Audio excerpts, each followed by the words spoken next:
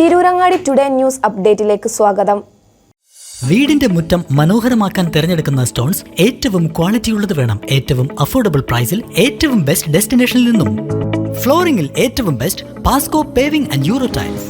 നിർമ്മാണത്തിലെ സമാനതകളില്ലാത്ത ക്വാളിറ്റി, വിദഗ്ധരായ തൊഴിലാളികളും ഇൻസ്റ്റലേഷനിലെ കൃത്യതയും, കുറഞ്ഞ ചെലവിൽ വീട് നിർമ്മിക്കാൻ ആവശ്യമായ ലോക്ക് ബ്രിക്സിന്റെയും ഹോളോ ബ്രിക്സ്, AAC ബ്ലോക്സ്, ജാളികൾ എന്നിവയുടെയും ഗംഭീര കളക്ഷൻ. ഇതെല്ലാം ഇത്രയും വിലക്കുറവിൽ.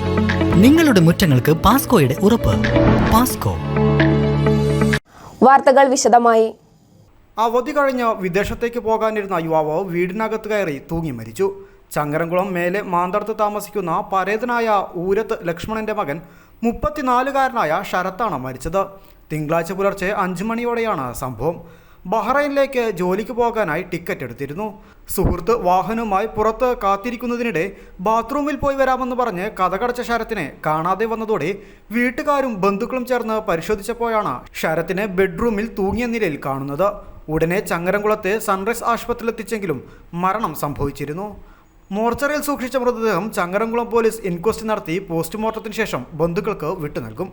രേവതിയാണ് ഭാര്യ. പരേതയായ ശാരദയാണ് ശരത്തിന്റെ മാതാവ്. News desk, Tirurangadi today.